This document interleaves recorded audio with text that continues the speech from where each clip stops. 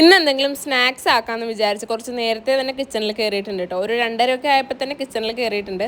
എന്തെങ്കിലും ഫില്ലിങ്സ് ആക്കി വെക്കാൻ, മസാല ആക്കി വെച്ചിട്ട് പിന്നെ നിസ്കാരമൊക്കെ കഴിഞ്ഞിട്ട് ബാക്കി പണി ചെയ്യാമല്ലോ എന്ന് വിചാരിച്ചിട്ട് അങ്ങനെ വന്നതാണ് കേട്ടോ. മസാല ആക്കി വെച്ച് കഴിഞ്ഞാൽ പിന്നെ വലിയ പണിയില്ലല്ലോ, അത് ഏതിലെങ്കിലും നിറച്ചിട്ട് ആക്കിയെടുത്താൽ മതിയല്ലോ. അപ്പോൾ ഞാൻ നമ്മുടെ സാധാരണ സമൂസക്കൊക്കെ ആക്കിയെടുക്കുന്ന മസാല ആണ് ആക്കിയെടുക്കുന്നത്. അപ്പോൾ അത് ഉണ്ടായിക്കഴിഞ്ഞാൽ നമുക്ക് കുറേ ഐറ്റംസ്, എന്ത് ഐറ്റംസിലും ഫില്ലിങ്സ് ആയിട്ട് അത് കൊടുക്കാമല്ലോ. അപ്പം ഞാനിന്ന് ഉണ്ടാക്കാൻ വിചാരിക്കുന്നത് ചിക്കൻ ബോക്സ് ആണ്. മിക്കവർക്കും അറിയായിരിക്കും, ദോശ ചുട്ടെടുത്തിട്ട് മൈദമാവ് വെച്ചിട്ട് നല്ല തിന്നായിട്ടുള്ള ദോശ ചുട്ടെടുത്തിട്ട് അങ്ങനെ ആക്കിയെടുക്കുന്ന ഒരു ഐറ്റമാണ്. പിന്നെ അതുപോലെ തന്നെ നമ്മൾ അരിയില്ലേ, അരി കുഴച്ചിട്ട് അതിലോട്ട് ഫില്ലിങ്സ് വെച്ച് പുഴുങ്ങിയെടുക്കാനും വിചാരിക്കുന്നുണ്ട്. ഉമ്മാക്ക് അരിയിൽ വെച്ച് മതി എന്ന് പറഞ്ഞു. മസാല സെയിം തന്നെ ആയതുകൊണ്ട് വലിയ പ്രശ്നമൊന്നും ഇല്ലല്ലോ, രണ്ടും ആക്കി എടുക്കാമല്ലോ എളുപ്പത്തിൽ. അങ്ങനെ നമ്മുടെ മസാല ഒക്കെ ഇതേ സെറ്റായിട്ടുണ്ട്. നല്ല ഭംഗിയില്ലേ കാണാൻ. അങ്ങനെ ഇതേ മൈദ മാവ് ഞാൻ ചുട്ടെടുക്കുകയാണ്. നല്ല തിന്നായിട്ടാണ് കേട്ടോ ചുട്ടെടുക്കുന്നത്. ഇതിലോട്ട് ഒരു മുട്ടയും കൂടി ഇട്ടിട്ടുണ്ട്. ഞാനത് ഇതിലോട്ട് ഇങ്ങനെ മടക്കി ഫോൾഡ് ചെയ്തെടുക്കുകയാണ് കേട്ടോ. ഇതിൽ കുറച്ച് മസാല വെച്ചിട്ട് ഇത്രയേ ഉള്ളൂ പണി. സിമ്പിളാണ്. ഞാൻ ആദ്യമായിട്ടാണ് കേട്ടോ ഉണ്ടാക്കിയത്. നമ്മളിത് ഒരു ദിവസം പുറത്തുനിന്ന് മേടിച്ചിട്ടുണ്ടായിരുന്നു, ഇപ്രാവശ്യം നോമ്പിന് നിങ്ങൾ കണ്ടിട്ടുണ്ടാവും. അപ്പോൾ അത് കഴിഞ്ഞതിന് ശേഷം എനിക്കിത് കഴിക്കാൻ ഭയങ്കര ആഗ്രഹം. പക്ഷേ ഇതെങ്ങനെയാണ് ഉണ്ടാക്കുന്നത് എനിക്ക് ഒരു ഐഡിയ ഉണ്ടായില്ല കേട്ടോ. അപ്പോഴാണ് ഒരു ദിവസം ഞാൻ റീൽസ് ഇങ്ങനെ കാണുന്നതിൻ്റെ ഇടയിൽ എനിക്ക് ഇത് വന്നത്.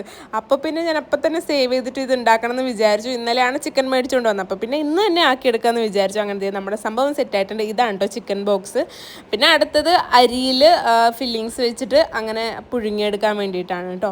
ഇതും എളുപ്പമാണ്. ഇത് നമ്മൾ മിക്കപ്പോഴും ഉണ്ടാക്കാറുണ്ടായിരുന്നു. കഴിഞ്ഞ പ്രാവശ്യത്തെ നോമ്പിനൊക്കെ ഉണ്ടാക്കിയിട്ടുണ്ടായിരുന്നു. ഇപ്രാവശ്യം ഉണ്ടാക്കിയിരുന്നില്ല കേട്ടോ. ഇതും എളുപ്പമാണ്. ജസ്റ്റ് അരി കുഴക്കുക, അതിൻ്റെ നടുക്ക് ഇത് വെച്ച് ജസ്റ്റ് പുഴുങ്ങിയെടുക്കുക, അത്രേ ഉള്ളൂ. പിന്നെ പൊരിക്കണ്ടെന്ന് ഞാൻ എന്തായാലും തീരുമാനിച്ചിട്ടുണ്ടായിരുന്നു. പൊരിച്ച സ്നാക്സ് ഒന്നും ആക്കണ്ട. ഇത് ആകുമ്പോൾ ഹെൽത്തിയാണ്. നേരത്തെ ഉണ്ടാക്കിയതും ഒരു തുള്ളി ഓയിൽ ഒഴിച്ചിട്ട് അതിൽ ജസ്റ്റ് ഒന്ന് ഷാലോ ഫ്രൈ ചെയ്തെടുക്കുന്നതാണ്. അങ്ങോട്ടും ഇങ്ങോട്ടും ഒന്ന് തിരിച്ചിട്ടിട്ട് അത്രേ ഉള്ളൂ പണി. പിന്നെ ഞാൻ തണ്ണിമത്തൻ മുറിച്ച് നോക്കുമ്പോൾ അതിൻ്റെ അകത്ത് വലിയ മധുരം പോലെ തോന്നുന്നില്ല കണ്ടിട്ട്, ഒരു വൈറ്റ് കളർ പോലെയായിരുന്നു. അപ്പോൾ പിന്നെ ഞാൻ എന്തായാലും കുറച്ച് ജ്യൂസും അടിച്ചെടുക്കാമെന്ന് വിചാരിച്ചു. ഇവിടെ നമ്മൾ മാത്രമല്ല, വേറൊരാളും കൂടി ഉണ്ട്, ഉമ്മാൻ്റെ ഒരു റിലേറ്റീവാണ്. അപ്പോൾ ഞാൻ തണ്ണിമത്തൻ വെച്ച് ജ്യൂസ് വെച്ചിട്ടുണ്ട്. അങ്ങനെ ബാങ്ക് കൊടുക്കാനായപ്പോൾ എല്ലാം എടുത്ത് ടേബിളിൽ വെച്ചിട്ടുണ്ട്.